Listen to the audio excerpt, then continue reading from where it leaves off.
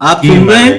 ہاں جی ہاں میں سن ہاں، رہا ہوں. آپ اپنا فائنل میں کمنٹ نے دیتے جائیں. میں علی سے نہیں پوچھ سکا تو میں آپ سے یہ پوچھنا چاہوں گا ایک مختصر کمنٹ، یہ کہ آپ بھی بیٹیوں کے باپ ہیں اور ہم اصل جی جی مدے پہ رہے تو جی جو جس مدے پہ ہم نے یہ ڈیبیٹ کی تھی وہ وہی کہ جی آپ ایک کیسا معاشرہ چاہتے ہیں اپنی بیٹیوں کے لیے. ایک آئیڈیلسٹکلی آپ کیا چاہتے ہیں کہ کیسا معاشرہ ہو جس میں آپ کی بیٹیاں جو ہیں وہ زندہ رہیں، زندگی گزاریں؟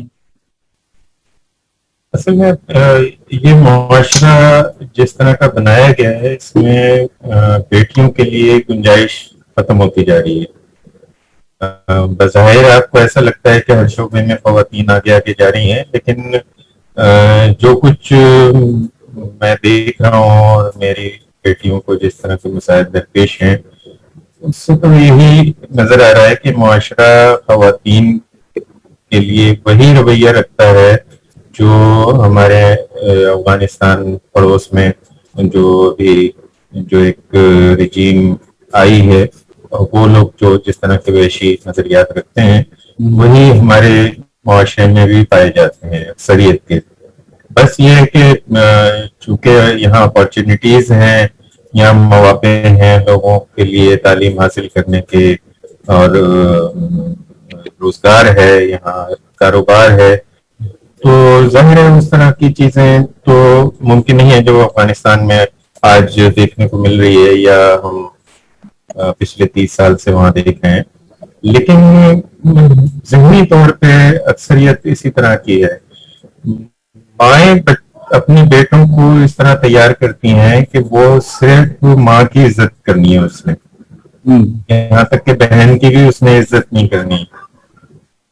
جب ایسا لڑکا جس کے ذہن میں یہ اس میں مذہب کا بھی کردار ہے کہ ماں کے پیر کے نیچے جنت ہے، یہ بھی عجیب سی بات لگتی مجھے کہ بھائی تو بچہ ظاہر ہے ماں سے ہی کے نیچے بڑا رہے گا اور اس کو کبھی کوئی عورت قابل احترام نظر نہیں آئے گی. اور یہی رویے ہیں جو گلی محلے اور ہمارے جو مختلف جہاں عورتوں کو مردوں سے واسطہ پڑتا ہے اور ان کے ساتھ جس طرح کا رویہ اختیار کیا جاتا ہے وہ صاف ظاہر ہوتا ہے کہ ان کی تربیت اس طرح کی گئی ہے کہ ان کے نزدیک عورت محض ایک جسم ہے.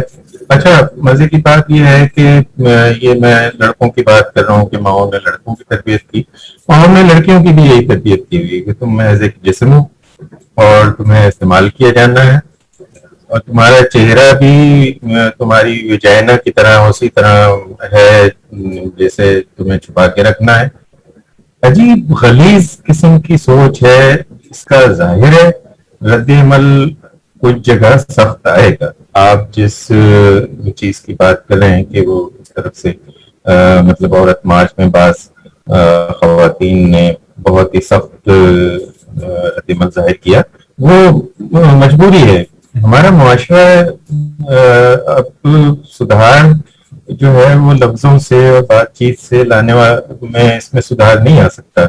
یہ کوئی بڑی کوئی تباہی ہوگی جو اس کو کوئی صحیح روک دے گی، یا کوئی انقلاب جیسے کہتے ہیں ایسی کوئی صورتحال ہوگی تو شاید کوئی صحیح سمت اس کی متعین ہو سکے. ورنہ ابھی تو یہ لوگ ایک دوسرے کو کھانے کے لیے بیٹھے ہوئے ہیں.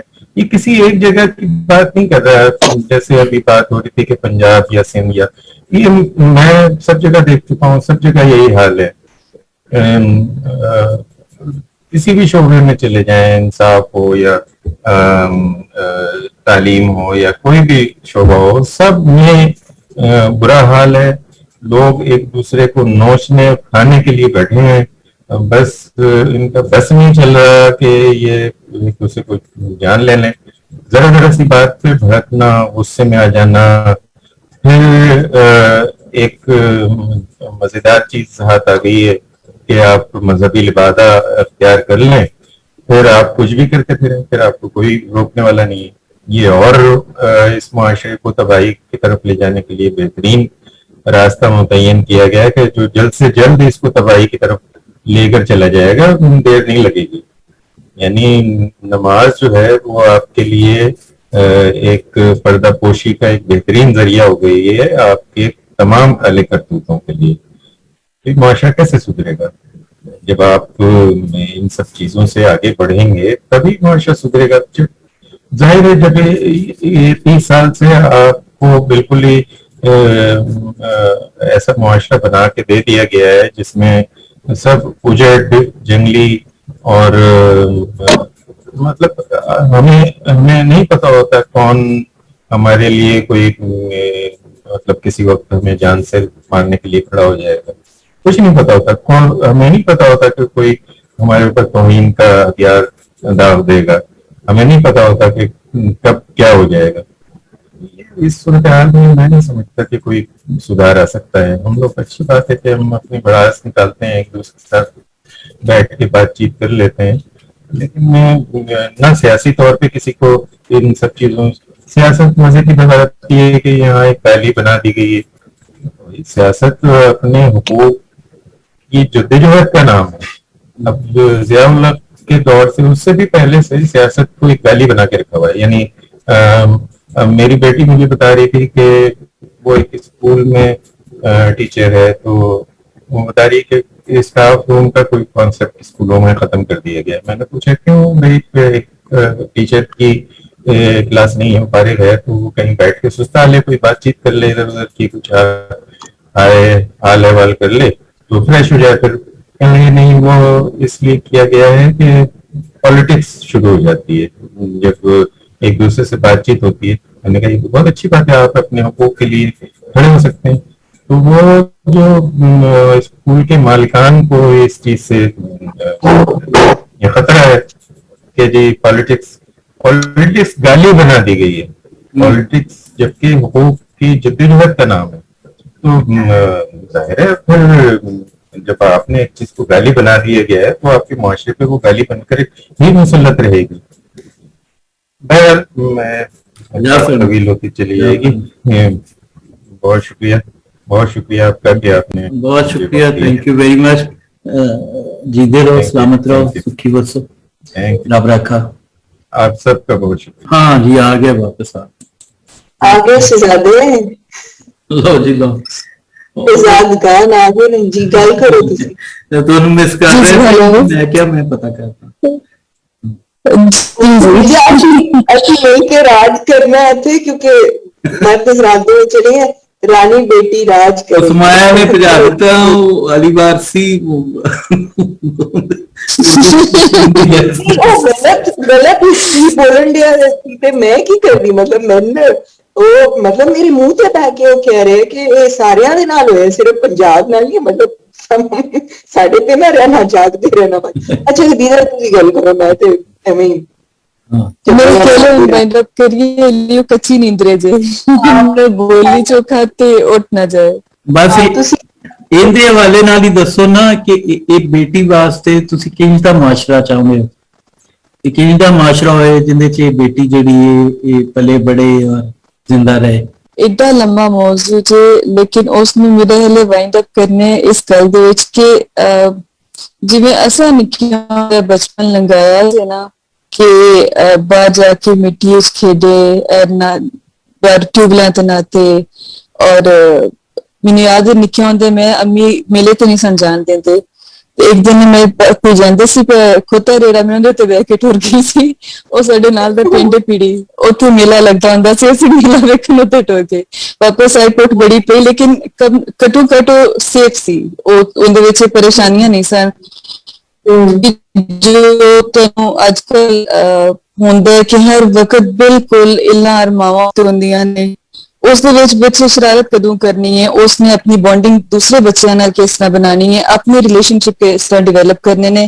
مینوں سمجھ آؤندی کہ ماں جے مسلسل کنٹینیوس ہوندی مانیٹرنگ کرے دی, وہ بچے دی ڈیولپمنٹ اس طرح نہیں ہو سکتی جس طرح نارمل ایک انوائرمنٹ ہوندا ہے. ایک تو بڑے کنٹرولڈ انوائرمنٹ بچیاں نوں لیاونے ہو, لیکن پنڈا چلی تھوڑا میرا خیال پھر بھی بہتر یا سہولت ہے.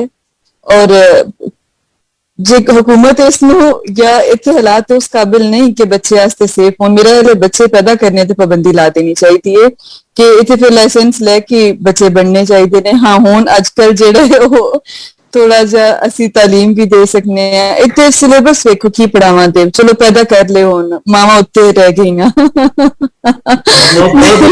ਪੜਾਵਾਂ ਦੇਖੀ। ਬਹੁਤ ਵਧੀਆ ਗੱਲ ਕਰ ਤੁਸੀਂ ਹੁਣ ਸਿਲੇਬਸ ਵੇਖੋ ਤੇ ਉਹਦੇ ਵਿੱਚ ਬੱਚੇ ਨੂੰ ਇੰਨੇ ਐਬਸਟ੍ਰੈਕਟ ਕਨਸੈਪਟ ਦਾ ਕਿਸ ਤਰ੍ਹਾਂ ਸਮਝ ਆਏਗੀ ਕਿ ਬਈ ਇਹ ਨਾਤ ਦੀ ਅਫਾਦੀਅਤ ਕੀ ਹੈ, ਉਹ ਨਾਤ ਦੀ ਅਫਾਦੀਅਤ ਕੀ ਮਤਲਬ, ਇੱਕ ਉਹ ਨਾਤ ਨੂੰ ਕਿਸ ਤਰ੍ਹਾਂ ਸਮਝੇ, ਉਹ ਇਹ ਬੌਂਡਿੰਗ ਕਿਸ ਤਰ੍ਹਾਂ ਬਣਾਏ। ਇਹ ਤੇ ਨਹੀਂ ਨਾ ਕਿ ਬੱਚਾ ਲੈ ਮਤਲਬ ਕਿਸ ਮੈਨੂੰ ਡਰ ਵੀ ਬੜਾ ਲੱਗਦਾ ਹੈ ਤੁਸੀਂ ਮੈਨੂੰ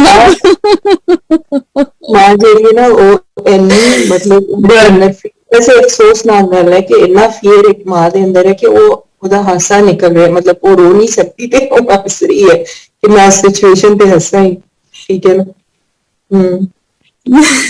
ਬਸ ਇਹ ਜੀ ਮੇਰੇ ਲਈ ਇੰਨੀ ਕੋਈ ਗੱਲ ਹੈ ਕਿ ਇਸ ਮੌਜੂ ਤੇ ਲੇਕਿਨ ਬੜੀ ਸਾਨੂੰ ਤਫਸੀਲ ਦੇ ਨਾਲ ਗੱਲ ਕਰਨੀ ਚਾਹੀਦੀ ਹੈ ਕਿ ਮਾਵਾਂ ਕਿਸ ਤਰ੍ਹਾਂ ਕਰ ਸਕਦੀਆਂ ਨੇ, ਔਰ ਉਸ ਦੇ ਵਿੱਚ ਅਸੀਂ ਬੋਲੀ ਦਾ ਵੀ ਜ਼ਰੂਰ ਲਿਆਵਾਂ ਤੇ ਕਿ ਕਿਸ ਤਰ੍ਹਾਂ ਨੇ ਸਾਡੀਆਂ ਕ੍ਰੀਏਟਿਵ ਐਬਿਲਿਟੀਜ਼ ਜਿਹੜੀਆਂ ਨੇ ਉਹ ਨਹੀਂ ਨਿਖਰ ਕੇ ਆਉਂਦੀਆਂ, ਕਿਉਂਕਿ ਸਾਡੀ ਵਰਤਨ ਵਿੱਚ ਹੀ ਨਹੀਂ ਉਹ ਲਫ਼ਜ਼ ਨਹੀਂ ਜਿਹੜੇ ਸਾਡੇ ਸਾਹਮਣੇ ਨੇ। ਜੇ ਅਸੀਂ ਬਾਹਰੋਂ ਉਦਾਰ ਚੁੱਕ ਕੇ ਲਫ਼ਜ਼ ਉਹ ਬੋਲਨੇ ਆ, ਉਹਨਾਂ ਨੂੰ ਤੇ ਉਹਨਾਂ ਚੀਜ਼ਾਂ ਦੀ ਐਕਸੈਸ ਨਹੀਂ ਜਾਂ ਉਹਨਾਂ ਦੇ ਸਾਹਮਣੇ ਉਹ ਮਟੀਰੀਅਲਸ ਨਹੀਂ, ਦੁਬਾਰਾ ਉਸੇ ਥਿਊਰੀ ਦਾ ਤਜ਼ਕਰਾ ਆ ਜਾਏਗਾ ਸਪਾਇਰ ਵਾਰਸ ਵਗੈਰਾ ਦਾ। ਸਾਡੇ ਕੋਲ ਜਿਹੜੀਆਂ ਨੇ ਚੀਜ਼ਾਂ ਨੇ ਉਹਨਾਂ ਤੇ ਫਿਰ ਸਾਡੀ ਹੀ ਬੋਲੀ ਵਰਤੀ ਜਾਏ ਨਾ, ਉਹ ਕਿਸੇ ਮਕਸਦ ਵਾਸਤੇ ਸੀ ਉਹਦੇ ਚ ਸਾਰੇ ਅਲਫਾਜ਼ ਪਾਏ ਗਏ ਜਿਹੜੇ ਸਾਨੂੰ ਇਰਦ ਗਿਰਦ ਮਹਿਸੂਸ ਹੁੰਦੇ ਨੇ, ਉੱਥੋਂ ਹੀ ਐਨਰਿਚਮੈਂਟ ਆਏਗੀ, ਉੱਥੋਂ ਹੀ ਉਹ ਸਾਰਾ ਕ੍ਰੀਏਟਿਵਿਟੀ ਸਟੈਮ ਹੋਏਗੀ। ਤੇ ਮੇਰਾ ਪਹਿਲਾ ਸੈਸ਼ਨ ਜੇ ਮੈਨੂੰ ਨਹੀਂ ਸਮਝ ਆਉਂਦੀ ਗੱਲ ਕਰਨ ਦੀ, ਦੂਸਰਾ ਮੈਂ ਕਨਫਿਊਜ਼ ਬੜੀ ਹੁੰਦੀ। ਨਹੀਂ ਆਪ ਬਹੁਤ ਵਧੀਆ ਤੁਸੀਂ ਗੱਲ ਕੀਤੀ, ਬਹੁਤ ਤੁਸੀਂ ਜ਼ਬਰਦਸਤ। ਮਾਂ ਇੱਕ ਮਾਂ ਜਿਹੜੀ ਹੈ ਨਾ ਉਹ ਮਾਂ ਬੋਲੀ ਦੀ ਗੱਲ ਕਰੇ ਤੇ ਉਸ ਤੋਂ ਵਧੀਆ ਕੋਈ ਮਤਲਬ ਬੜਾ ਸੈਂਸਿਟਿਵ ਇੱਕ ਇਸ਼ੂ ਨੂੰ ਬੜਾ ਅੱਛਾ ਡਿਸਕ੍ਰਾਈਬ ਕਰ ਰਹੇ ਹੋ, ਉਹਨੂੰ ਕਰੋ। ਮੈਂ ਤੇ ਬਲਕਿ ਇਹੀ ਸਮਝਦਾ ਕਿ ਸਾਨੂੰ ਇਸ ਦੇ ਵਿੱਚ ਅਸਾਂ ਗੱਲ ਕਰਨੀ ਹੈ ਮਜ਼ੀਦ ਅੱਗੂ ਤਫਸੀਲ ਦੇ ਨਾਲ, ਜਿਸ ਦੀ ਉਹ ਮੈਂ ਤੁਹਾਨੂੰ ਬਲਕਿ ਇੱਕ ਥੋੜਾ ਜਿਹਾ ਪੜ੍ਹ ਕੇ ਵੀ ਸੁਣਾਵਾਂ ਦੇ ਕਿ ਅਲਮੀਏ ਕੀ ਸਾਡੇ ਨਾਲ ਹੋਏ ਨੇ, ਕਿ ਸਾਡੇ ਕੋਲ ਕਹਾਣੀਆਂ ਨਹੀਂ ਬੱਚਿਆਂ ਆਪਣਿਆਂ ਨੂੰ ਸੁਣਾਉਣ ਵਾਸਤੇ ਪੰਜਾਬੀ ਦੇ ਵਿੱਚ, ਸਾਡੇ ਕੋਲ ਲੋਰੀਆਂ ਨਹੀਂ ਰਹਿ ਗਈਆਂ ਜੋ ਮਾਵਾਂ ਜੱਗੇ ਵਾਲੀਆਂ ਸੁਣਾਉਂਦੀਆਂ ਸਨ ਜਾਂ ਤੋਤਿਆ ਮਨਮੋਤਿਆ, ਕੋਈ ਇੱਕ ਦੋ ਮੈਨੂੰ ਜਿਹੜੀ ਆਉਂਦੀ ਹੈ ਉਹ ਸੁਣਾਈ ਹੋਈ ਸਾਡੀ ਮਾਂ ਨੇ, ਤੋਤਿਆ ਮਨਮੋਤਿਆ ਮੈਂ ਆਖਣੀ ਸਾ ਤੂੰ ਐਸ ਗਲੀ ਨਾ ਜਾ, ਐਸ ਗਲੀ ਦੇ ਜੱਟ ਅੱਗੂ ਤੋਤਾ ਕਹਿੰਦਾ ਤੋਤੀਏ ਮਨਮੋਤੀਏ ਮੈਂ ਜਿਉਂਦਾ ਮੈਂ ਜਾਗਦਾ ਤੂੰ ਬੱਚਿਆਂ ਦੀ ਖਬਰ ਲਿਆ। ਨਹੀਂ ਤੋਤੀਏ ਮਨਮੋਤੀਏ ਮੈਂ ਜੀਗਦਾ ਮੈਂ ਜਾਗਦਾ ਮੈਂ ਘੋੜੇ ਕਾਠੀ ਪਾਵਾਂ ਤਾਂ ਤੂੰ ਚੱਲ ਦੇਖੋ ਮੇਰੀ ਤੀਰ ਨਾ ਕਿਸੇ ਜਿਸ ਦੇਖੋ ਲਾਖੀ ਤੇ ਇਸ ਮੌਜੂ ਤੇ ਅਸੀਂ ਜ਼ਰੂਰ ਗੱਲ ਕਰਨੀ ਹੈ। ਇਹ ਹਸਨ ਮਿਰਾਜ ਨੇ ਆਪਣੀ ਕਿਤਾਬ ਦੇ ਵਿੱਚ ਬੜੀ ਖੂਬਸੂਰਤੀ ਨਾਲ ਲਿਖਿਆ ਹੈ ਕਿ ਹੁਣ ਬੱਚਾ ਮਾਵਾਂ ਜਿਹੜਾ ਉਹ ਬੱਚੇ ਏਸੀ ਵਾਲੇ ਕਮਰੇ ਸੌਂਦੇ ਨੇ ਤੇ ਮਾਂ ਕਿਤੇ ਕਹਾਣੀਆਂ ਸੁਣਾਏ ਦੀ ਜਾਂ ਉਸ ਦੇ ਨਾਲ ਕਨੈਕਟ ਕਿਸ ਤਰ੍ਹਾਂ ਕਰੇ ਦੀ, ਤੇ ਸਾਰੀਆਂ ਮਾਜ਼ੀ ਦੇ ਵਿੱਚ ਹੋਈਆਂ ਨੇ ਗੱਲਾਂ ਜਾਂ ਦਾਸਤਾਨਾਂ ਜਾਂ ਲੋਕ ਰਿਵਾਇਤਾਂ ਵਗੈਰਾ ਜਿਹੜੀਆਂ ਨੇ, ਇਸ ਨੂੰ ਸਭ ਮੁਕੰਮਲ ਤਫਸੀਲ ਨਾਲ ਗੱਲ ਕਰਨੀ ਜੇ ਇਹ ਮਾਵਾਂ ਦੇ ਪਰਸਪੈਕਟਿਵ ਦੇ ਨਾਲ, ਤੇ ਇਹ ਵੱਖਰਾ ਸੈਸ਼ਨ ਰੱਖਾਂਗੇ ਇਨਸ਼ਾਅੱਲਾ। ਇਹ ਬਹੁਤ ਵਧੀਆ ਹੈ ਔਰ ਇਸੇ ਤਰ੍ਹਾਂ ਹੀ ਅਸੀਂ ਬਿਹਤਰ ਤਰੀਕੇ ਨਾਲ ਐਜੂਕੇਟ ਕਰ ਸਕਦੇ ਹਾਂ ਮਾਵਾਂ ਨੂੰ ਵੀ, ਔਰ ਸਾਡੀਆਂ ਜਿਹੜੀਆਂ ਭੈਣਾਂ ਬੈਠੀਆਂ ਪਿੰਡਾਂ 'ਚ ਵੀ ਉਹਨਾਂ ਵਾਸਤੇ ਵੀ ਸੁਨੇਹਾ ਦਿਓ ਕੋਈ ਕਿ ਉਹ ਮਤਲਬ ਕਿਸ ਤਰ੍ਹਾਂ ਆਪਣੀ ਬੇਟੀਆਂ ਦੀ ਕਿਸ ਤਰ੍ਹਾਂ ਤਰਬੀਅਤ ਕਰਨ, ਕਿਸ ਤਰ੍ਹਾਂ ਉਹਨਾਂ ਦੀ ਗਰੂਮਿੰਗ ਕਰਨ, ਔਰ ਕਿਸ ਤਰ੍ਹਾਂ ਉਹ ਤੁਹਾਡੀ ਤਰ੍ਹਾਂ ਪੜ੍ਹੀਆਂ ਲਿਖੀਆਂ ਵੀ ਹੋਣ ਤੇ ਮਿੱਟੀ ਨਾਲ ਜੁੜੀਆਂ ਵੀ ਹੋਣ, ਭੋਏ ਦੀ ਦੀਆਂ ਹੋਣ, ਭੋਏ ਦੇ ਬੂਟੇ ਹੋਣ, ਹਾਂ ਖੁਦਰੋ ਬੂਟੇ ਭੋਏ ਦੇ।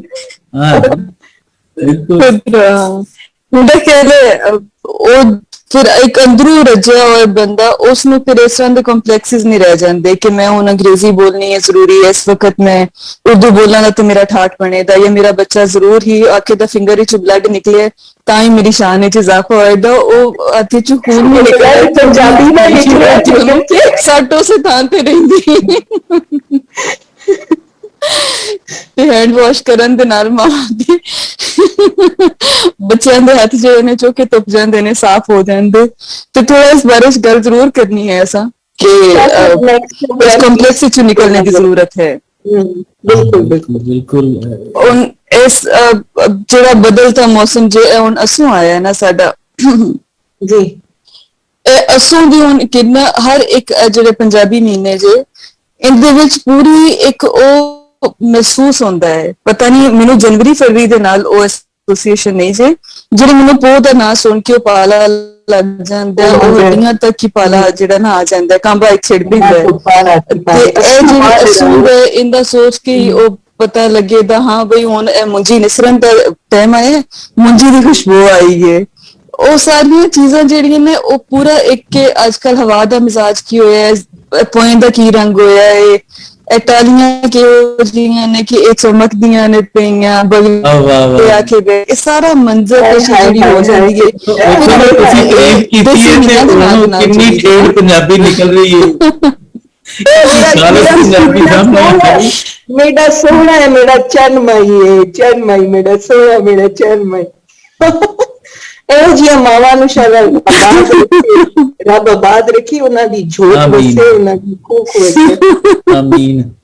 ਮੈਂ ਤੇ ਆਪਣੀ ਬੇਗਮ ਨੂੰ ਕਹਿੰਦਾ ਰਹਿਣਾ ਕਿ ਧੀ ਹੋਣੀ ਚਾਹੀਦੀ। ਉਹ ਮੁੰਡਿਆਂ ਵਾਲਾ ਘਰ ਜਿਹੜਾ ਨਾ ਉਹ ਮਜ਼ਾ ਨਹੀਂ ਆਉਂਦਾ। ਇੱਕ ਹੋਰ ਗੱਲ ਖਦੀਜਾ, ਉਹ ਮੱਛੀ ਗੰਨਾ ਤੇ ਹਦਵਾਣਾ ਅਸੂ ਪੱਕੇ ਖਾਣਾ, ਸਾਡੀ ਇੱਕ ਚੀਜ਼ ਦਾ ਮਤਲਬ ਮੌਸਮ ਦੇ ਨਾਲ ਰਾਵਣ ਵੀ ਹੈ, ਖਾਵਣ ਵੀ ਹੈ, ਪਾਵਣ ਵੀ ਹੈ, ਹਰ ਸ਼ੈ ਮਤਲਬ ਇੰਨਾ ਕਨੈਕਟਡ ਆ ਅਸੀਂ। ਮਤਲਬ ਕਿ ਕਾਸ਼ ਸ਼ਾਹ ਸਾਹਿਬ ਇੱਕੋ ਰਿਕੁਐਸਟ ਹੈ ਕਿ ਖਦੀਜਾ ਨਾਲ ਹੋਰ ਵੀ ਪ੍ਰੋਗਰਾਮ ਰੱਖੋ ਇਸ ਇਸ਼ੂ ਤੇ, ਤਾਂ ਕਿ ਅਸੀਂ ਲਰਨ ਕਰ ਸਕੀਏ, ਅਸੀਂ ਇਹਦੇ ਕੋਲ ਸਿੱਖਿਆ ਉਹ ਲੈ ਸਕੀਏ। ਮਾਸ਼ਾਅੱਲਾ ਬਹੁਤ ਨੌਲੇਜ ਹੈ ਇਸ ਕੁੜੀ ਕੋਲ। ਖਦੀਜਾ ਹੁਣ ਤਿਆਰੀ ਕਰਕੇ ਜਿਹੜਾ ਨੈਕਸਟ ਸੈਸ਼ਨ ਹੋਣਾ ਨਾ ਉਹਦੇ ਜੇ ਮੈਂ ਪ੍ਰਾਹੁਣਾ ਹੋਣਾ ਤਾਂ ਤੁਸੀਂ ਹੋਸਟ ਹੋਣਾ। ਤੇ ਮੇਰੇ ਕੋਲ ਪੁੱਛਣਾ ਮੈਂ ਚੁੱਪ ਕਰਕੇ ਸੁਣਦਾ ਰਹਾਂਗਾ ਗੱਲਬਾਤ। ਇੱਥੋਂ ਬਸ ਟੈਕਨੀਸ਼ੀਅਨ ਇੰਜੀਨੀਅਰ ਤਾਂ ਹੈਗਾ ਨਹੀਂ, ਕੋਈ ਜਾਣਦਾ ਇੰਜੀਨੀਅਰ ਦਾ ਛੋਟਾ ਬਣ ਜਾਗਾ ਮੈਂ। ਕੁਝ ਤੇਰਾ ਕੀ ਖਿਆਲ ਹੈ? ਬੁਝ ਲੈ ਚੌਧਰੀ ਜੀ ਝੋਲੇ। ਜੀ ਮੇਰੇ ਤਾਂ ਮਾਸਟਰ ਜੀ ਨੇ ਉਹ ਜਿਨ੍ਹਾਂ ਦੀ ਤੁਸੀਂ ਸੁਣਾ ਰਹੇ ਹੋ, ਮੇਰੇ ਟੀਚਰ ਰਹੇ ਨੇ ਅਨਵਰ ਸਾਹਿਬ, ਮੈਂ ਉਹਨਾਂ ਦਾ ਸ਼ਾਗਿਰਦ ਹਾਂ। ਜਿਹੜੀ ਟੁੱਟੀ ਭੱਜੀ ਪੰਜਾਬੀ ਸ਼ੁਰੂ ਕੀਤੀ ਸੀ ਉਹ ਮੈਨੂੰ ਸਲਾਹ ਦਿੰਦੇ ਸੀ। ਉਹ ਮੈਂ 2 ਨਜ਼ਮਾਂ ਲਿਖ ਕੇ ਲੈ ਕੇ ਗਿਆ, ਇੱਕ ਉਰਦੂ ਤੇ ਇੱਕ ਪੰਜਾਬੀ। ਤੇ ਉਹ ਅਹਿਸਾਨ ਅਕਬਰ ਸਾਹਿਬ ਉਰਦੂ ਦੇ ਸ਼ਾਇਰ ਸਨ, ਆਪਸ ਚ ਦੋਨੋਂ ਦੋਸਤ ਸਨ, ਤੇ ਅਨਵਰ ਸਾਹਿਬ ਪੰਜਾਬੀ ਦੇ ਸਨ। ਤੇ ਮੈਨੂੰ ਕਹਿੰਦੇ ਕਿ ਪੰਜਾਬੀ ਠੀਕ ਹੈ, ਉਰਦੂ ਦੀ ਕੋਸ਼ਿਸ਼ ਨਾ ਹੀ ਕਰਿਆ ਕਰੋ।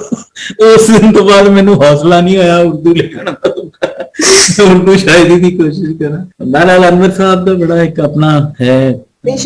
ਮੈਨੂੰ ਬੜਾ ਜ਼ਿਆਦਾ ਇੱਕ ਹੁੰਦਾ ਸੀ ਕਿ ਮੈਂ ਪੰਜਾਬੀ ਬੜੀ ਵਧੀਆ ਮੇਰੀ, ਪਰ ਉਹ ਵਜਾਹਤ ਮਸੂਦ ਨੇ ਮੈਂ ਇੱਕ ਨਜ਼ਮ ਲਿਖੀ, ਉਹ ਪੜ੍ਹੀ ਮੈਂ ਕਿ ਮੈਨੂੰ 2-3 ਨਾ ਆਖਰ ਸਮਝ ਨਾ ਆਏ। ਫਿਰ ਮੈਨੂੰ ਆਖਿਆ ਇਹਨਾਂ ਦਾ ਕੀ ਮਤਲਬ ਹੈ। ਮੈਂ ਕਿਹਾ ਮੈਨੂੰ ਲੱਗਦਾ ਤੁਹਾਡੀ ਸਿਰਫ ਉਰਦੂ ਔਖੀ ਹੈ, ਤੁਹਾਡੀ ਤੇ ਪੰਜਾਬੀ ਵੀ ਔਖੀ ਹੈ। ਉਹਨਾਂ ਆਖਿਆ ਮੈਂ ਨਾ ਜੰਮੇ ਔਖੇ ਵੇਲੇ ਸਾਂ, ਤਾਂ ਹਰ ਜ਼ੁਬਾਨੀ ਮੇਰੀ ਔਖੀ ਨਿਕਲਦੀ ਹੈ, ਤੁਸੀਂ ਉਹਦੇ ਬਾਅਦ ਦੀ ਜੰਮੋ ਨਾ। ਹਾਂ, ਵਜਾਹਤ ਬਹੁਤ ਅੱਛੇ ਦੋਸਤ ਨੇ ਮੇਰੇ, ਔਰ ਵਜਾਹਤ ਨੂੰ ਮੈਂ ਕਹਿੰਦਾ ਹੁੰਦਾ ਕਿ ਜਿੰਨੀ ਤੂੰ ਮਿਹਨਤ ਉਰਦੂ ਤੇ ਕੀਤੀ, ਇੰਨੀ ਮਿਹਨਤ ਤੂੰ ਹੋਰ ਪੰਜਾਬੀ ਤੇ ਕਰ ਲੈਂਦਾ ਤੇ ਤੂੰ ਸ਼ਾਇਦ ਕੋਈ ਵੱਡੇ ਸੂਫੀਆਂ ਵਰਗਾ ਕੋਈ ਸ਼ਾਇਰ ਬਣ ਜਾਂਦਾ। ਤੇ ਉਹ ਜਿੰਨੀ ਸੋਹਣੀ ਔਰ ਖਾਲਸ ਪੰਜਾਬੀ, ਜਲੰਧਰੀ ਪੰਜਾਬੀ ਉਹ ਬੋਲਦੇ ਨੇ, ਤੇ ਬਹੁਤ ਸਾਫ਼, ਔਰ ਬੜੇ ਘੱਟ ਲੋਕਾਂ ਨੂੰ ਪਤਾ ਹੈ ਕਿ ਵਜਾਹਤ ਪੰਜਾਬੀ ਨਹੀਂ ਬੋਲਦਾ। ਅੱਜ ਤੁਹਾਡੀ ਉਰਦੂ ਸੁਣ ਕੇ ਮੈਨੂੰ ਬੜੀ ਆਵਾਜ਼ਾਰੀ ਹੋ ਰਹੀ ਸੀ, ਕਿਉਂਕਿ ਬਿਲਕੁਲ ਹੀ ਨਿਕੰਮੀ ਵਾਲੀ ਉਰਦੂ ਨਹੀਂ, ਉਹ ਉਹਨਾਂ ਦਾ ਲਿਹਾਜ਼ ਕਰਦਾ ਨਹੀਂ, ਥੋੜਾ ਜਿਹਾ ਲਿਹਾਜ਼ ਇਸ ਵਾਸਤੇ ਵੀ ਕਿ ਉਹ ਹੈਗੇ ਨੇ। ਸਾਡਾ ਤਾਂ ਰੋਣਾ ਆਪਣਾ ਇਹੀ ਹੈ ਕਿ ਸਾਡੀ ਮਾਂ ਬੋਲੀ ਜਿਹੜੀ ਹੈ ਉਹ ਸਾਡੇ ਕੋਲੋਂ ਖੋਲੀ ਗਈ। ਮਤਲਬ ਉਹਨਾਂ ਦੀ ਜੱਜਰੀ ਸੀ, ਪਰ ਥੋੜੇ ਦੇ ਮਤਲਬ ਜਦੋਂ ਜਿੰਨੀ ਕਿ ਤੁਸੀਂ ਬੋਲਿਆ ਮਾਈ ਨਾ ਕਰਨਾ ਪੈ ਰਿਹਾ। ਮੈਂ ਕਿਹਾ ਜਦੋਂ ਮੈਂ ਬੋਲਦੀ ਹੋਵਾਂਗੀ ਤੇ ਲੋਕਾਂ ਨੂੰ ਉਰਦੂ ਸਪੀਕਿੰਗਾਂ ਨੂੰ ਕਿੰਨਾ ਬੁਰਾ ਲੱਗਦਾ ਹੋਵੇਗਾ ਕਿ ਕਿਵੇਂ ਜਾਲ। ਮੈਂ ਦੱਸ ਤੇ ਦਿੱਤਾ ਹੈ ਕਿ ਮੈਂ ਮਿਸਾਲ ਉਹ ਅਨਵਰ ਸਾਹਿਬ ਦੀ ਕਿ ਉਹਨਾਂ ਕਿਹਾ ਉਰਦੂ ਦੀ ਕੋਸ਼ਿਸ਼ ਨਾ ਕਰਿਆ ਕਰੋ। ਉਰਦੂ ਜ਼ਾਹਿਰ ਹੈ ਅਸੀਂ ਮਜਬੂਰੀ ਨਾਲ ਹੀ ਜਿੱਥੇ ਵੀ ਬੋਲਦੇ ਹਾਂ, ਬਲਕਿ ਉਹ ਜਿਹੜੀ ਉਹ ਟਾਟੇ ਨੇ ਗੱਲ ਕੀਤੀ ਜਾਂ ਮੰਟੋ ਨੇ ਕਿ ਪੰਜਾਬੀ ਜਦੋਂ ਉਰਦੂ ਬੋਲਦਾ ਹੈ ਤੇ ਲੱਗਦਾ ਹੈ ਝੂਠ ਬੋਲਦਾ ਹੈ, ਉਹ ਗੱਲ ਤੇ ਹੈ ਨਾ। ਹੁਣ ਕੀ ਕਰੀਏ, ਉਹਦਾ ਕੋਈ ਇਲਾਜ ਤਾਂ ਨਹੀਂ ਸਾਡੇ ਕੋਲ। ਤੇ ਹੌਲੀ ਹੌਲੀ ਅਸੀਂ ਹੁਣ ਬੁਢਾਪੇ 'ਚ ਆ ਕੇ ਗੱਲ ਸਮਝੇ ਹਾਂ ਜਾ ਕੇ ਕਿ ਨਹੀਂ ਯਾਰ ਇਹ ਬੜਾ 20-22 ਸਾਲ ਉਰਦੂ ਅੰਗਰੇਜ਼ੀ ਕਾਲਮ ਲਿਖ ਕੇ ਚੱਕ ਮਾਰੀ ਹੈ ਬੜੀ, ਔਰ ਮਾਂ ਬੋਲੀ ਬੜੀ ਸੌਖੀ ਸੀ, ਉਹਦੇ 'ਚ ਐਕਸਪ੍ਰੈਸ਼ਨ ਜ਼ਿਆਦਾ ਪਾਵਰਫੁਲ ਹੋ ਸਕਦਾ ਸੀ, ਲੇਕਿਨ ਉਹਦੇ ਨਾਲ ਫਿਰ ਹੋਰ ਬਹੁਤ ਸਾਰੀਆਂ ਚੀਜ਼ਾਂ ਡਿਬੇਟੇਬਲ ਹੋ ਜਾਂਦੀਆਂ ਸ਼ੁਰੂ। ਮਤਲਬ 10-10 ਕਿਲੋਮੀਟਰ ਲੰਬੇ ਉਰਦੂ ਬਾਜ਼ਾਰ, ਰੋਜ਼ਗਾਰ ਕੋਈ ਨਹੀਂ, ਮੁਈਸ਼ਤ ਨਹੀਂ ਜੁੜੀ ਮਾਂ ਬੋਲੀ ਦੇ ਨਾਲ, ਤੇ ਉਹ ਹਰ ਜਗ੍ਹਾ ਤੇ ਡਿਸਕਰੇਜ ਕੀਤਾ ਜਾਂਦਾ ਹੈ ਫਰੋਮ ਕਰਿਕੂਲਮ ਟੂ ਇਕਨੋਮੀ। ਹਰ ਥਾਂ ਤੇ ਤੁਹਾਨੂੰ ਡਿਸਕਰੇਜ ਕਰਦੇ ਨੇ ਕਿ ਜੀ ਤੁਸੀਂ ਉਰਦੂ ਨਾ ਬੋਲੋ। ਫਿਰ ਇੱਕ ਜਿਹੜਾ ਉਰਦੂ ਸਪੀਕਿੰਗਸ ਨੇ ਸਾਡਾ ਠੱਠਾ ਬਣਾਇਆ, ਕਰਾਚੀ ਬੈਠੇ ਅਨਵਰ ਮਕਸੂਦ ਵਰਗਿਆਂ, ਚਿੱਟੇ ਵਾਲਾਂ ਵਾਲਾ ਜਿਹੜਾ, ਜਾਂ ਇਹਨਾਂ ਮਸ਼ਰੀ ਹੋਰਾਂ, ਕਿ ਮਤਲਬ ਪੰਜਾਬੀ ਦਾ ਕਰੈਕਟਰ ਜਿਹੜਾ ਉਹ ਹਮੇਸ਼ਾ ਢੱਗੇ ਵਾਲਾ ਵਿਖਾਇਆ ਜਾਂ ਇੱਕ ਬੇਵਕੂਫ ਆਦਮੀ ਵਾਲਾ ਵਿਖਾਇਆ। ਉਹ ਕਦੀ ਦਾਨੇ ਵਾਲਾ ਕਰੈਕਟਰ ਨਹੀਂ ਉਹਨਾਂ ਸ਼ੋਅ ਕੀਤਾ ਜਿਹੜਾ ਸਾਡੇ 'ਚ ਹਜ਼ਾਰਾਂ ਸਾਲ ਤੋਂ ਜਿੰਦੇ ਵਾਸਤੇ ਸ਼ਬਦ ਮੌਜੂਦ ਨੇ, ਉਹ ਉਹਨਾਂ ਕਦੀ ਕਰੈਕਟਰ ਸ਼ੋਅ ਨਹੀਂ ਕੀਤਾ। ਉਹਨਾਂ ਨੂੰ ਪਤਾ ਹੀ ਨਹੀਂ ਕਿ ਪਾਨਣੀ ਕੌਣ ਸੀ, ਚਾਂਕਿਆ ਕੌਣ ਸੀ। ਬੁੱਲੇ ਵਾਰਿਸ ਦੀ ਤਾਂ ਗੱਲ ਹੈ ਹੀ ਹੈ। ਜਿਹੜੇ ਹਜ਼ਾਰਾਂ ਸਾਲ ਪੁਰਾਣੇ ਕਰੈਕਟਰਸ ਨੇ ਉਰਦੂ ਤਾਂ ਐਸ ਕੰਪੇਅਰ ਟੂ ਪੰਜਾਬੀ, ਮਤਲਬ ਉਹਨਾਂ ਦਾ ਤਾਂ ਕੋਈ ਹੈ ਹੀ ਨਹੀਂ, ਤਾਰੀਖੀ ਪਸ ਮੰਜ਼ਰ ਹੀ ਨਹੀਂ। 200-250 ਸਾਲ ਕੈਨਵਸ ਦੇ ਉੱਤੇ ਤਾਰੀਖ ਦੇ ਬੜਾ ਮਹਿਦੂਦ ਇੱਕ ਹਿਸਟਰੀ ਹੁੰਦੀ ਹੈ, 200-250 ਸਾਲ।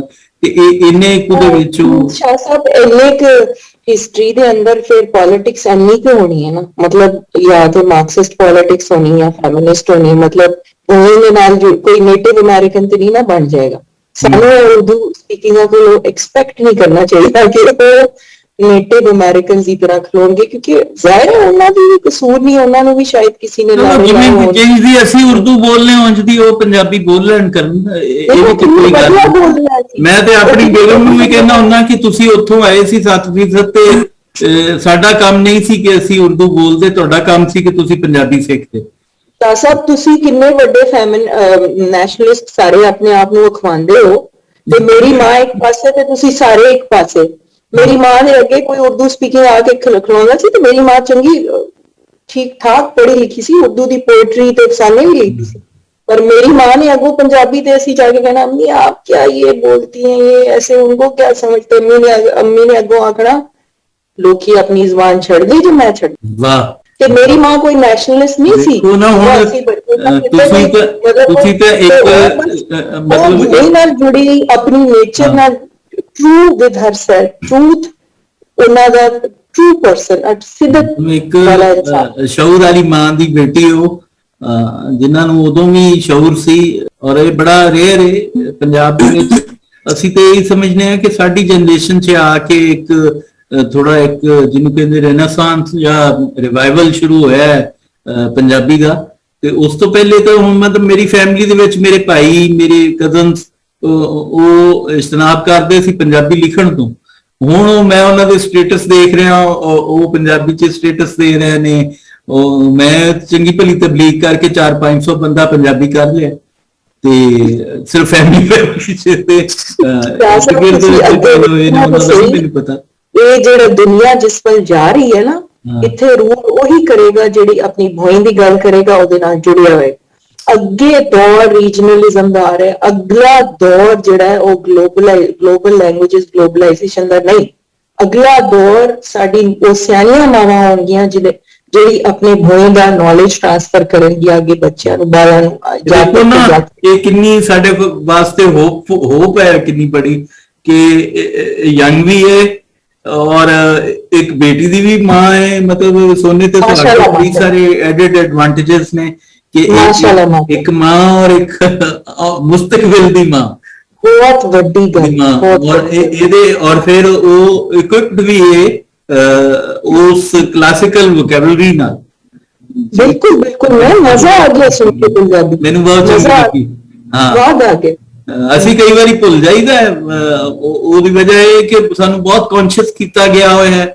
ਮਤਲਬ ਮੇਰੇ ਆਪਣੇ ਸਾਡੇ ਉਹ ਸ਼ਹਜ਼ਾਦ ਨਾਸਰ ਨੇ ਉਹ ਅਕਸਰ ਕਹਿੰਦੇ ਜੀ ਅਮਾਰ ਜਿਹੜਾ ਉਹ ਬਹੁਤ ਮੁਸ਼ਕਲ ਪੰਜਾਬੀ ਲਿਖਦਾ ਹੈ ਤੇ ਫਿਰ ਲੋਕੀ ਪੜ੍ਹਨਾ ਔਖੀ ਹੋ ਜਾਂਦੀ ਉਹਨਾਂ ਦੀ ਤੇ ਜਾਂ ਬੋਲਦਾ ਮੁਸ਼ਕਲ ਹੈ ਤੇ ਉਹ ਫਿਰ ਉਹ ਇੰਨਾ ਜ਼ਿਆਦਾ ਕੌਨਸ਼ੀਅਸ ਕਰ ਦਿੱਤਾ ਉਹਨਾਂ ਮੈਨੂੰ ਕਿ ਹੁਣ ਮੈਂ ਉਹ ਆਪਣੇ ਅਸਲ ਤੋਂ ਇਧਰ ਨੂੰ ਹੋਣ ਤੇ ਮਤਲਬ ਇੱਕ ਤਰ੍ਹਾਂ ਦੀ ਕਹਿ ਲਓ ਕਿ ਫੀਲ ਕਰਨਾ ਕਿ ਕੌਨਸ਼ੀਅਸ ਹੋਇਆ ਰਹਿਣਾ ਕਿ ਨਹੀਂ ਯਾਰ ਕੋਈ ਐਸੀ ਕੋਈ ਚੀਜ਼ ਲਫ਼ਜ਼ ਜਿਹੜੇ ਨੇ ਉਹ ਨਾ ਨਿਕਲਣ ਮੂੰਹ ਜਿਹੜੇ ਔਖੇ ਹੋਣ ਜਿਹੜੇ ਕਿਸੇ ਇੱਕ ਫਾਈਨਲ ਕਮੈਂਟ ਹੁਣ ਕਮੈਂਟ ਕਦੇ ਤੇ ਕਰਨੇ ਫੈਮਿਨਿਜ਼ਮ ਤੇ ਜਾਂ ਪੰਜਾਬੀ ਹਾਂ ਫੈਮਿਨਿਜ਼ਮ ਤੇ ਮੇਰੇ ਖਿਆਲ ਚ ਕਰ ਲਈਏ ਮਾਵਾਂ ਵਾਲਾ ਪ੍ਰੋਗਰਾਮ ਤੇ ਫੈਮਿਨਿਜ਼ਮ ਕਰਾਂਗੇ ਦੁਬਾਰਾ ਬਹੁਤ ਜ਼ਬਰਦਸਤ ਕਰਾਂਗੇ ਇਨਸ਼ਾਅੱਲਾ ਅੱਛਾ ਉਸ ਦੇ ਵਿੱਚ ਇਹ ਗੱਲ ਕਿ ਮਤਲਬ ਇੱਕ ਸਮਝ ਆਉਣ ਵਾਲੀ ਗੱਲ ਹੈ ਕਿ ਅਗਰੈਸ਼ਨ ਹੈ ਜਾਂ ਸਾਡਾ ਉਹਨਾਂ ਪਾਇਲ ਅਪ ਕੀਤਾ ਹੋਇਆ ਹੈ ਜੋ ਵੀ ਜ਼ਰਤੀਆਂ ਖਵਾਤੀਨ ਦੇ ਨਾਲ ਹੋਈਆਂ ਨੇ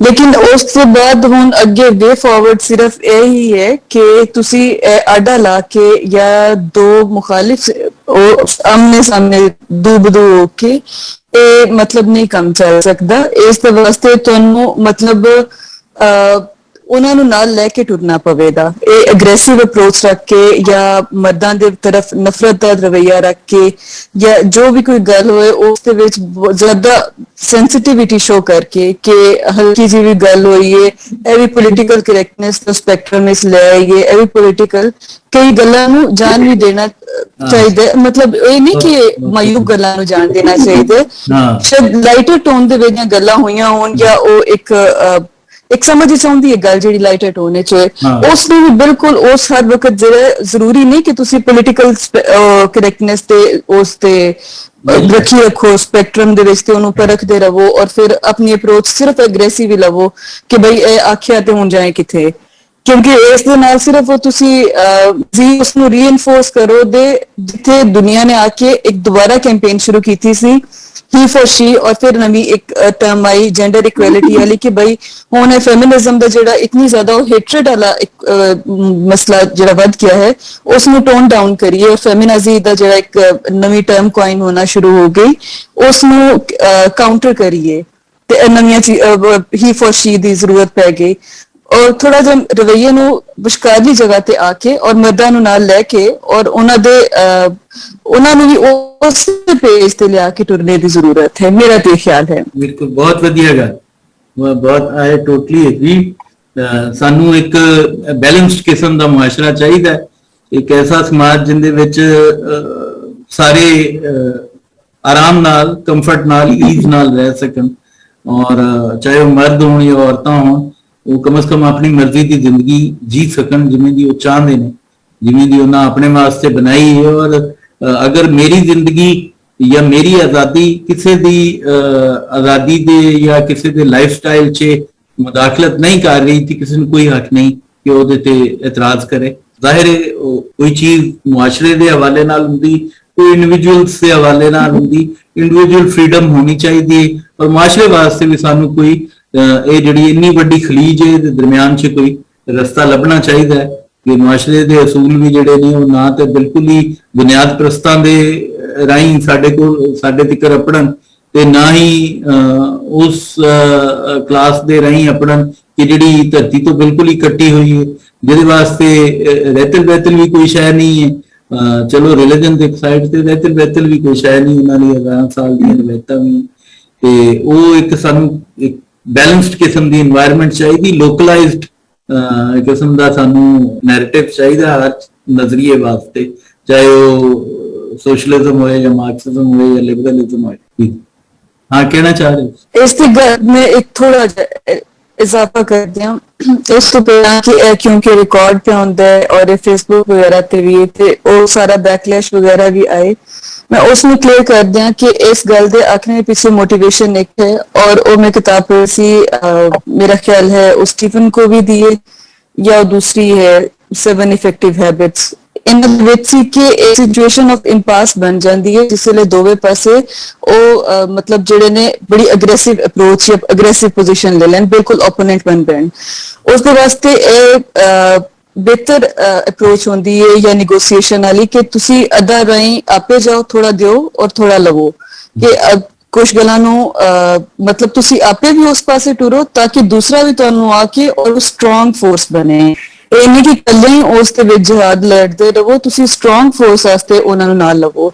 ਤੇ ਇਹ ਸਿਰਫ ਇਹ ਸੀ ਕਿ ਬੈਕਲੈਸ਼ ਨਾ ਆਏ, ਔਰ ਉਸ ਦੇ ਮੈਂ ਮੋਟੀਵੇਸ਼ਨ ਦੱਸਦੀ ਹਾਂ ਕਿ ਮੋਟੀਵੇਸ਼ਨ ਕੀ ਸੀ ਗੱਲ ਕਰਨੇ ਦੀ। ਮੈਂ ਵੀ ਬੜਾ ਡਰਦੀ ਇਹਨਾਂ ਗੱਲਾਂ ਤੋਂ। नहीं, रब रहम करेगा, रब मेहर करेगा, कोई मसला नहीं। समाया ਤੁਸੀਂ ਆਪਣਾ ਇੱਕ ਫਾਈਨਲ ਕਮੈਂਟ ਦਿਓ, ਫਿਰ ਆਪਾਂ ਇਹਨੂੰ wind.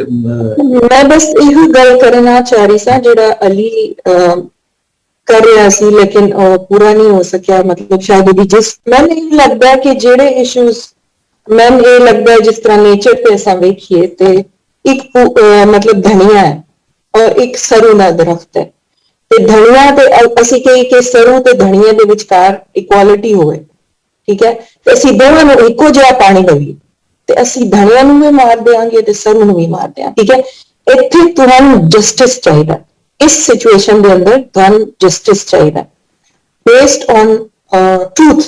Truth is not an objective reality. Truth is ਕੋਈ ਬਾਹਰਲੀ ਚੀਜ਼ ਨਹੀਂ ਹੈ। Truth ਸਿਰਫ ਜਿਹੜਾ ਹਕੀਕਤ ਹੈ ਚੀਜ਼ਾਂ ਦੀ ਨੇਚਰ, ਉਹਨਾਂ ਦੀ ਜਿਹੜੀ ਹਕੀਕਤ ਹੈ ਚੀਜ਼ਾਂ ਦੀ, ਉਹਨੂੰ ਸਮਝਣ ਦਾ ਮਤਲਬ truth ਹੈ, ਸੱਚ ਹੈ, ਹੱਕ ਹੈ। ਉਸ ਤੇ ਬੁਨਿਆਦ ਤੇ ਫਿਰ ਤੁਸੀਂ ਜਿਹੜਾ ਨਾ ਅਦਲ ਕਰੋ, ਮਤਲਬ ਅਦਲ ਦੋ ਵੱਖ-ਵੱਖ ਇੰਬੈਲੈਂਸ ਵਿੱਚ। ਅੱਛਾ, ਫੈਮਿਨਿਜ਼ਮ ਦਾ ਜਿਹੜਾ ਇਹ ਫੈਮਿਨਿਜ਼ਮ ਦਾ ਜੀ ਤੁਸੀਂ ਕੀ ਕਹਿਣਾ ਚਾਹ ਰਹੇ ਸੀ ਖਦੀਜਾ? ਇਕੁਐਲਿਟੀ ਦੀ ਬਜਾਏ ਤੁਸੀਂ ਇਕੁਇਟੀ ਦੀ ਗੱਲ ਕੀਤੀ ਕਿ ਜਿਹੜੇ ਉਹਨਾਂ ਨੂੰ ਵੀ ਰੇਸ ਕਰੋ। ਸੌਰੀ ਇੰਟਰਰਪਸ਼ਨ ਵਾਸਤੇ। ਇੱਕ ਹੋਰ ਗੱਲ ਜੀ, ਬੜਾ ਚੰਗਾ ਕੀਤਾ ਤੁਸੀਂ।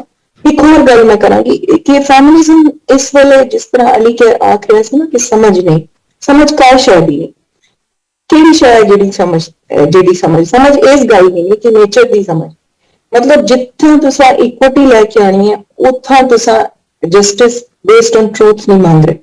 ਜਿੱਥੋਂ ਤੁਸੀਂ ਜਿਸ ਫॉर एग्जांपल ਗੱਲ ਕਰੀਏ ਕਿ ਮੈਂ ਕੱਪੜੇ ਨਹੀਂ ਧੋਣੇ ਜਾਂ ਮੈਂ ਬਰਤਨ ਨਹੀਂ ਧੋਣੇ, ਇਸ ਤਰ੍ਹਾਂ ਦੇ ਨਾਰੇ ਮਾਰੇ ਹੈ, ਉਹ ਇਸ਼ੂ ਹੈ ਜਿਹੜਾ ਸਪਾਊਸ ਦਾ ਰਿਲੇਸ਼ਨਸ਼ਿਪ ਹੈ, ਯਾਨੀ ਕਿ ਦੋ ਲੋਕਾਂ ਦੇ ਵਿਚਕਾਰ, ਉਹਦੇ ਅੰਦਰ ਜਸਟਿਸ ਨਹੀਂ ਹੋ ਸਕਦਾ ਕਿਉਂਕਿ that is based on equality, not equity.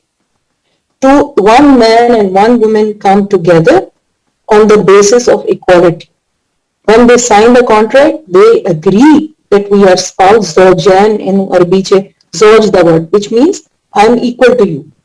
ਇਹ ਮਜ਼ਹਬ ਦੀ ਬੈਸ਼ਿੰਗ ਕਰਦੇ ਨੇ, ਸ਼ਾਇਦ ਇਹਨਾਂ ਨੇ ਮਜ਼ਹਬ 'ਚ ਵੀ ਨਹੀਂ ਪੜਿਆ ਕਿ ਇੱਕ ਬਹੁਤ ਵੱਡੇ ਸਹਾਬੀ ਮਤਲਬ ਇਸਲਾਮ ਦੇ ਸਕਾਲਰ ਹੋਏ ਨੇ, ਉਹਨਾਂ ਨੇ ਕਿਹਾ ਕਿ ਔਰਤ ਤੇ ਮਰਦ ਦੇ ਕੁਝ ਰਾਈਟਸ ਨੂੰ ਛੱਡ ਕੇ ਬਾਕੀ ਉਹਨਾਂ ਦੋਵਾਂ ਦੇ ਆਪਸ 'ਚ ਇੰਝ ਹੀ ਰਾਈਟਸ ਨੇ ਜਿਸ ਤਰ੍ਹਾਂ ਇੱਕ ਭਰਾ ਦਾ ਦੂਜੇ ਭਰਾ ਤੇ ਹੋਣ। ਤੇ ਇਹ ਇਸ ਨੂੰ ਸਮਝਣ ਦੀ ਗੱਲ ਹੈ ਨਾ ਕਿ ਕਿਉਂ ਇਸ ਤਰ੍ਹਾਂ ਆਖਿਆ, ਕਿਉਂਕਿ ਉਹ ਰਿਲੇਸ਼ਨਸ਼ਿਪ ਹੈ ਜਿਹੜਾ ਇਕੁਆਲਿਟੀ ਦੀ ਬੁਨਿਆਦ ਤੇ ਖੜਾ। ਤੁਸੀਂ ਇਕੁਆਲਿਟੀ ਮੰਗਦੇ ਹੋ ਆਫਿਸਿਸ ਦੇ ਅੰਦਰ, ਹੁਣ ਸ਼ਾਹ ਜੀ ਦੇ ਮੇਰੇ ਵਿਚਕਾਰ ਕੀ ਇਕੁਆਲਿਟੀ ਜਾਂ ਤੁਹਾਡੇ ਤੇ ਮੇਰੇ, we are different people with different abilities, with different realities. We cannot have equality. We can have justice between among ourselves. ਯਾਨੀ ਕਿ ਇਹ ਫੈਮਿਨਿਸਟ ਇਹ ਮੰਗ ਰਹੀਆਂ ਨੇ ਕਿ ਸਰੂ ਦੇ ਬੂਟੇ ਨੂੰ ਵੀ ਇੰਨਾ ਪਾਣੀ ਲਾਓ ਤੇ ਧਨੀਏ ਦੇ ਬੂਟੇ ਨੂੰ ਵੀ ਇੰਨਾ ਪਾਣੀ ਲਾਓ ਤੇ ਦੋਵਾਂ ਨੂੰ ਮਾਰ ਦਿਓ।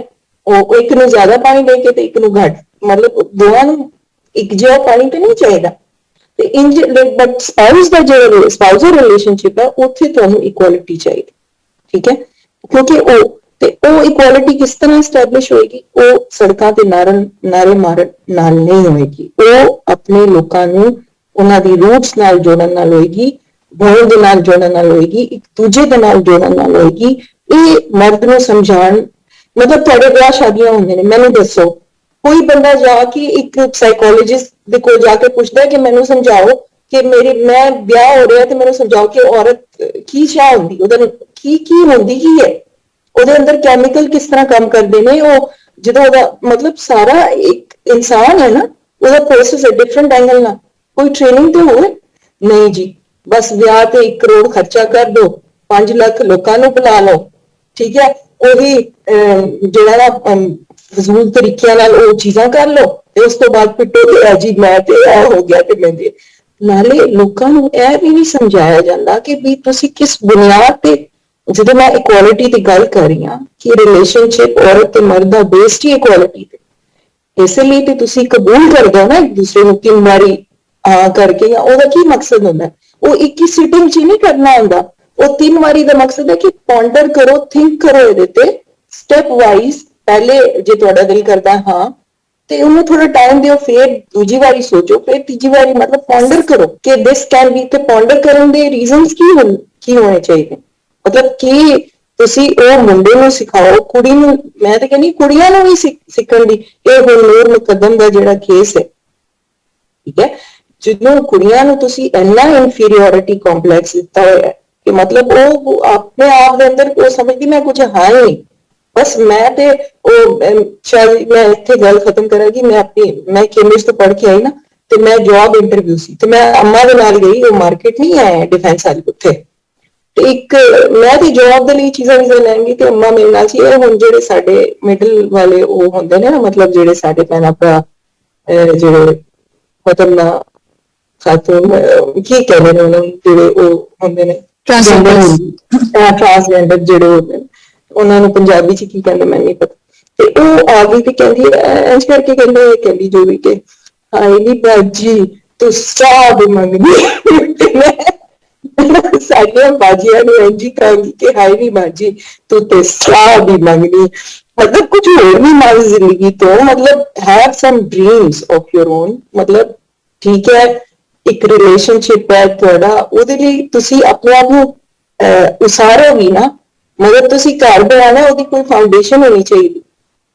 ਤੁਸੀਂ ਇੰਝ ਤੇ ਨਾ ਆਪਣੇ ਆਪ ਨੂੰ ਸੋਚੋ ਕਿ ਮੈਂ ਇੱਕ ਇੱਟ ਜਿਹੜੀ ਕਿਸੇ ਦੀਵਾਰ 'ਚ ਜਾ ਕੇ ਲੱਗ ਜਾਵਾਂਗੀ, ਤੇ ਮਤਲਬ ਪਤਾ ਨਹੀਂ, ਆਪਣੇ ਆਪ ਨੂੰ ਉਸਾਰੋ, ਆਪਣੀ ਪਰਸਨੈਲਿਟੀ ਟ੍ਰੇਟਸ ਵੀ ਆਪਣੇ ਅੰਦਰ ਹੀ ਕੁਝ, ਉਹ ਟਰੂ ਐਜੂਕੇਸ਼ਨ ਉਹ ਹੈ ਆਪਣੇ ਨਾਲ ਜੁੜਨਾ, ਆਪਣੇ ਆਪ ਨੂੰ ਸਮਝ